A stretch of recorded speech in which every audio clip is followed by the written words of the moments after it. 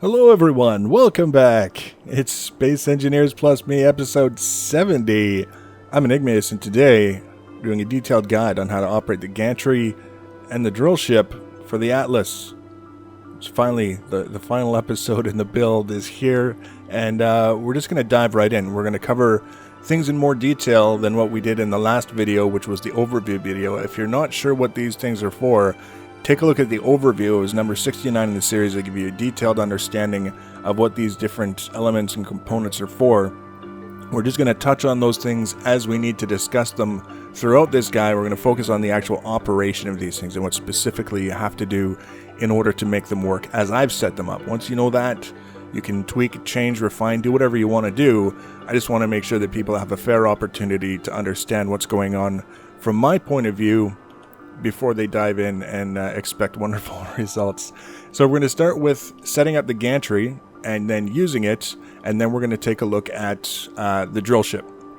Now, I need to just briefly remind everyone that there's two blueprints that we would use in the gantry. The one for the full track ship, which will create something that looks very much like this. It's got the horizontal section that the drill ship rides back and forth along, and then it's got the vertical section that fits into the gantry. I call it the drop tab because we literally drop the whole track ship in order to lower it. It falls one block and then it's caught inside the gantry, and then it's grabbed and ground down and re-welded so that it's ready to be dropped again. Once you've got the track ship all welded up and the drill ship in place, you don't need to keep the whole blueprint of the track ship with this whole horizontal section gobbling up resources and just looking ugly. If you don't want to, we've also provided a blueprint that's, you can see right here, was the original model for the blueprint. It's just a drop tab. It's just this little small vertical section that you can put into the projector, line it up the same way that you would the track ship's drop tab, and use that so that your drills and your welders know what to do in order to adjust the drop tab when you drop it in order to get ready for the next drop. So that's the two blueprints that you need to be aware of. We're going to line up with the whole track ship just for the example purposes, and if you can line up the track ship, you can definitely line up the drop tab. You're looking at exactly the same criteria. So the easiest way to do this, I need my crosshair, I can't do this without the crosshair, is I've already got the track ship loaded, and I went right past the P section. In this side, we're using the port side, the left side of the Atlas. So we go to the projector ports, and we already got it loaded, so we're just going to turn it on. And because we're in creative, I toggled this specific save to creative so that I could update the blueprints without making new ones that people would then have to find. And part of that means that it just welds things for us automatically, but not everything. It's very strange. So you can see these cross pieces here, these blast door blocks, are part of the track ship, and it's just been welded just because we turned on the projection, which makes it a little bit confusing to look at. But trust me, these will not be welded for you when you first load them into the projector if you're in survival mode. So, and also this connector here will not be welded. All of the conveyor blocks that are going all the way down here, this reactor, these conveyor tubes, and the wheels, none of these will be welded for you. So that's something to keep in mind. But you see how it's basically set up here in the projector. And the two criteria that you're looking for that indicate that it's properly aligned is, first of all, and this is very important if you want it to work, is there's a gap of one block between the beam here and the crosspiece in the track ship. This is what allows it to fall one block and then stop, is this one block gap, and then big beefy blast door blocks catching it so that it can't fall any further before you align it and kind of hold it in place with the landing gears and such below, so that everything works the way that it's supposed to. So that's the first criteria, is a one block gap between these blast door blocks here on the track ship and these ones here in the gantry. The other thing that you want to look for is that if you look at this drop tab, this vertical section, we've got the pre-welded conveyor blocks going all the way down, but then we've also got the reactor here on this side facing away from the Atlas. It's not on the side towards the Atlas, it's away from the Atlas. And then we've got these angled sections on the blocks here are also facing away from the Atlas. This is the criteria that you're looking for, is the orientation of these blocks. We want the angle side away from the Atlas, and then the flat side towards the Atlas, and specifically towards the landing gear, so that the landing gear has something to grab onto. So these are designed in such a way that it'll be very clear to you in an awful hurry. If you set it up improperly, the landing gears won't grab this side because it's angled, but the flat side they will. So you want the flat side to the landing gear. And those are the two criteria that tell you that you've lined up the track ship properly. One is there's exactly a 1 block gap between the blast door blocks and the blast door beam here. And the other is that the flat side of these blocks on the edges of the drop tab are flush with the landing gears here. Simple, straightforward. And then, like I say, once you've swapped out for the drop tab blueprint, it's exactly the same criteria to make sure that it's lined up properly. Just a much smaller projection without this lower horizontal section here to worry about. So now what we're going to do is we're going to get rid of this blueprint, and we're going to take a look at the gantry while it's empty so that we can take a very specific look at the different components we're talking about, and then we'll alternate with footage of the system actually working with a real track ship, albeit a dated one. It's not the newest version, I don't think, but you'll be able to see it working so that you get an idea of what it's supposed to look like when it is working. So here we are looking at the empty gantry. The projection is gone. All the accidentally welded stuff is gone. We want to make sure, before we start doing anything with the gantry, this is a very, very important point, before we try and lower the track ship with the gantry, we want to go to the drill ship and we want to turn on the lift thrusters. There's a pair of large atmospheric thrusters and a pair of large ion thrusters that you can use so that when you release the track ship from the gantry, the drill ship actually helps control its fall a little bit. If you don't turn those thrusters on, the weight of the drill ship will be added to the weight of the track ship.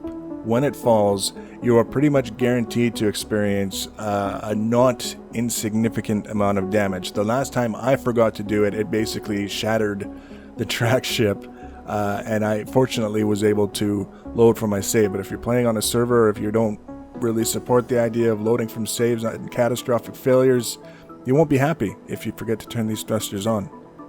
Once you've done that, then the series of steps that you go through to lower the track ship is very simple and straightforward. The first thing you want to do is turn off this connector. Now you'll see the specific instructions showing up on screen, and they're also in the description on the blueprint page for the Atlas, and there'll be also a description for the instructions for the drill ship on the blueprint page for the drill ship. Just to make things a little bit easier, you want to turn off this connector here. Once that's off, you turn off the merge blocks right here, and then you need to start messing around with the landing gears because they don't seem to work very consistently for me. You want to toggle them on and off, and you also want to toggle them from lock to unlock, and just keep toggling them back and forth until they release.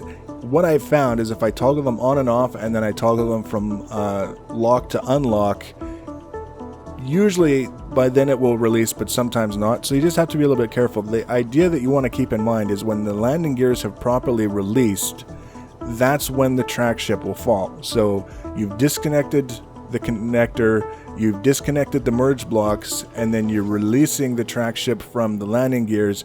That's when it falls. And that's basically one part done.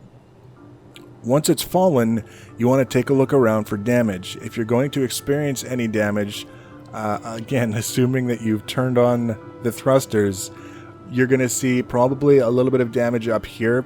Well, I shouldn't say probably because we haven't had many problems, but if you're going to see damage, this is one of the spots where you're going to see it. You're going to see it on these beams here, or you're going to see it on the cross pieces. Doesn't matter so much about the cross pieces because we're going to grind them off as part of the next step, but these beams you might want to be aware of.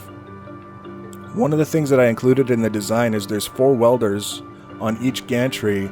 Their sole purpose is to simply repair things a little bit to help with the repairing and keeping on top of the maintenance. This is an example of that. You'll see, unlike the rest of the welders, it's not connected to an inventory of any kind because it's just there to repair things.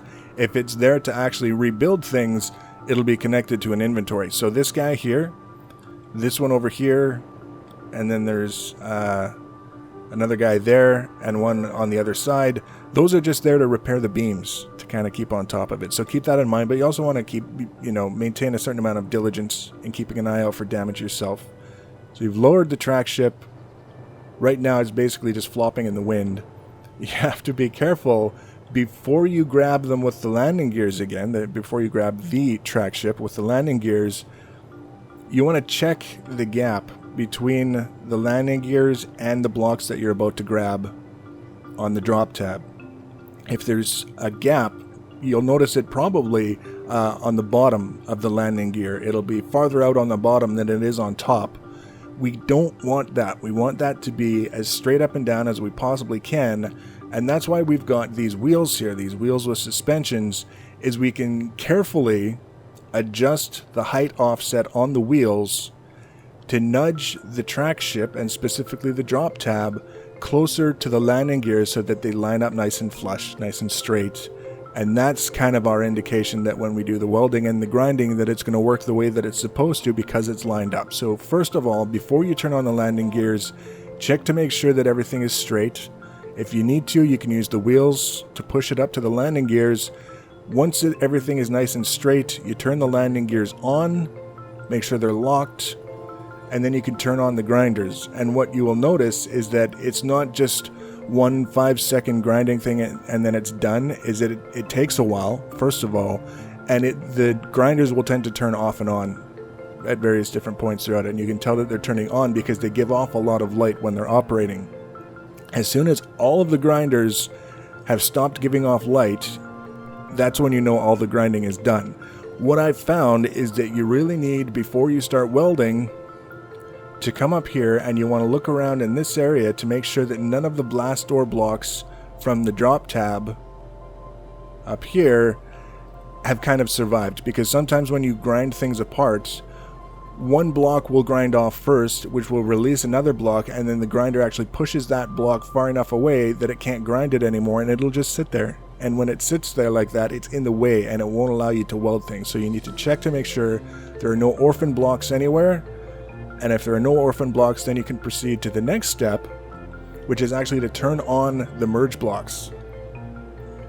The same ones that we turned off to start the whole process, we turn them back on again. And what this does is it aligns everything perfectly if they grab hold. So if you've properly set up the drop tab next to the landing gear so that it's straight up and down, you can watch when you turn on the merge blocks, and it's just like a little brief stutter while it changes its orientation, and then you'll be able to see the lights will turn green on these merge blocks as well as the merge blocks on the drop tab.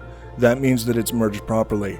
I did it several times in testing. I never had a problem with it merging on its own, quickly, reliably. It was never a big deal, to the extent that I don't know what to do if they didn't want to merge.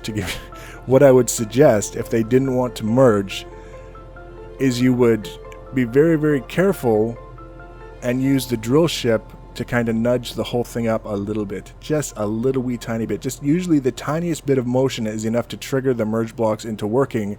So you've got the drill ship pushing up on the track ship, which is pushing the drop tab, obviously because it's part of the track ship, up just a tiny bit, probably get it to merge properly. So once they're merged, you've got it ground down, you've re-merged it. Now you turn on the welders, and the welders will be just like the grinders. They'll kind of turn on, and then they'll turn off, and then they'll turn on, and then turn off, because there's only so many blocks that they can re-weld before they have to wait until other blocks are re-welded, etc., etc. So just let it go until all of the lights that the welders are giving off turn off and stay off, and then take a look. It should be a brand new drop tab, just one block lower than it was before you started the whole procedure. So just quickly recap: turn on the thrusters, turn off the connector, turn off the merge blocks, cycle the landing gears until the track ship releases, adjust the position of the track ship with the wheels so that it's flat up against the landing gears, turn on the landing gears, turn on the grinders.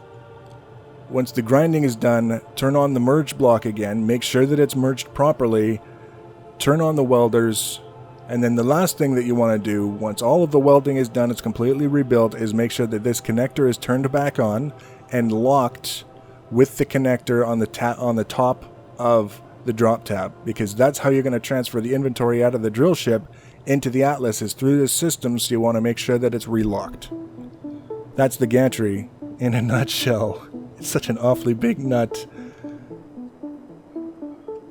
So here we are with the drill ship, which is actually very, very simple and straightforward, the basic day-to-day operation of this guy relative to the gantry, because it's much easier to automate and have many, many steps passed off to timer blocks to handle instead of expecting the user to constantly be having to issue those instructions. Now, there's a few things that we need to look at the track ship for in terms of making sure that we can actually properly mount the drill ship on the track ship, but it's very simple, straightforward stuff. You see these wheels up top here? These ride on the top of this horizontal beam on the bottom of the track ship. We need to be able to get those onto that horizontal beam, which means that we can't do it if it's all closed up on the ends. So what we're going to do very, very quickly, we're going to take a look at this. First of all, when you get around to welding up your very own track ship, anything that's attached to the track ship by an unwelded block, like these blocks here and this one and those and the landing gear, these can be left off. I just needed a landing gear so that I could leave this guy out in the middle of nowhere, make adjustments as necessary, and then create a blueprint. And the same thing with the unwelded blocks over there. You can leave those off. They aren't necessary. They aren't expected to be on an operating track ship, so just keep that in mind. But when you're welding up your track ship for the first time in the gantry, you want to leave out this row of blocks here and this row of blocks here so that it's open from this top section to the top of the beam. That's very important. Same with these little bits sticking out the side, the wheels and the blocks behind them here. You want to leave those off. The ones here as well, the wheels and all of the blocks behind them. And this connector down here, you also want to leave that off. And that will basically give you space so that you can come along with the drill ship and slide it into position on the track ship. And then once the drill ship is on and out of the way of the end here, then with the blueprint still going, you can come back and weld these guys up. The ends, the sides, and the connector underneath. Bob's your uncle. That's really all you need to do with the track ship. Beyond that, once the drill ship is on, the only time you have to do anything with the track ship is if you need to do some repairs and maintenance for whatever reason, or if you need to reposition the Atlas for more mining somewhere else, in which case you're basically just looking at how can you dismantle this thing safely without dropping it all over the place and crushing your drill ship. Because as far as I'm concerned, these ships are simple enough, especially if you add even a semi-automated construction system or like a construction ship. To rebuild these from a blueprint is a lot easier than trying to package them on the side of the gantry and move them. So that's just my own personal point of view. So what we've got here is the drill ship in all of its unused glory. The two landing gear on the bottom, you don't have to weld those onto the drill ship, or conversely, once you've got the drill ship completely welded and powered and you're able to fly and you're lifting it off the ground, you can grind them off, whichever you prefer. They aren't expected to be on the drill ship when it's operating and actually mining, but they are here as a convenience so that when you're building it from a blueprint, it's got something to sit on that isn't as likely to get damaged as some of the other options. So we've already kind of gone into a certain amount of detail in the overview, what all the different bits and components are for to keep things guided and going where they're supposed to go. The important thing to remember is that you need some sort of guidance to keep this ship traveling back and forth along the track ship, because it's not like a casual stroll back and forth. It's actually going to be drilling, and the drilling will want to push the ship around side to side. So you need a little bit of help to keep it going straight back and forth, so that when it gets to the end of the track, the connectors here line up with the connectors on the ends of the track so that you can transfer the inventory off the drill ship up into the Atlas, and you're not accumulating millions of kilograms of ore in the drill ship, because that will eventually start to break things if it gets too heavy. So just keep that in mind. We just want things nice and straight so that the connectors line up. So what we need to do, basically, aside from adjusting the lift thrusters, right, when we turn on the gantry, is once this guy's in place, we want to turn it on so that it starts moving back and forth automatically changing direction after it unloads its inventory at the end of the track, and you don't have to worry about it. You turn on the drills, everything else is handled. So all of the thrusters get turned off. You've used the thrusters, obviously, to get onto the track ship, but now they're all turned off. You want to set the front and the rear thrusters to override. This is very important. This is something that's not set up as part of the automated thing because you have to actually set the override value. So you would select, in this case, the Atlas Gondola thrusters propel group to override, and I would set it around the 70 kilonewton mark. It goes up to just over 100 kilonewtons. If you set it between 60 and 80, it's not a bad place to start, and then you can adjust. If you find that it's not got enough thrust to keep the drills moving as they're kind of digging things through, you can set it up a little bit higher. If you find that it's going a little bit too fast towards the end of the track and you're concerned that it's going to do damage, you can turn the override value down a little bit. So there's room for tuning there. Once you've got that set up, that's the easy part now. Is there's basically 3 timer blocks you need to be aware of. There's a termination timer block, which turns everything off. If you've got the drill ship going back and forth, you hit the termination timer block. It stops all of the thrusters, stops all of the timer blocks, so that you can stop the ship relatively quickly without having to go through and make all these manual adjustments yourself. The drills will keep going. You can add a command to the timer block that handles the terminate sequence to turn off the drills if you want. But the important thing is hitting the terminate will stop the ship from going back and forth. The other thing, the other timer block that you need to be aware of is the initialization timer block. It's the opposite of the terminate block. It turns everything on and gets it ready to go to start moving back and forth. It's very, very simple to set it up with timer blocks because it's always the exact same thing and it's safe. You don't have to worry about causing damage if it's not done properly because of a hitch or whatever.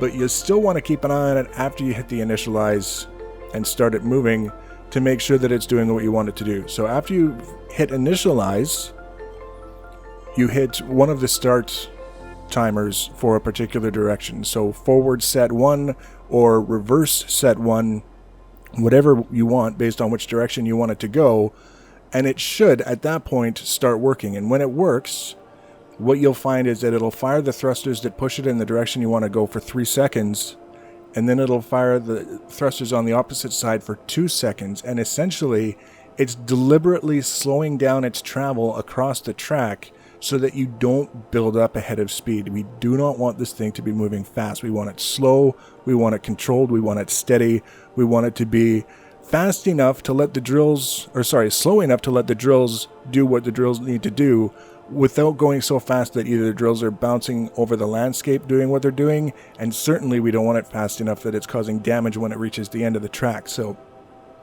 you initialize the system, you use forward set 1 or reverse set 1 timer blocks, you just start those and it'll start going on its own, and then if you want to stop it from moving, you hit the terminate timer block.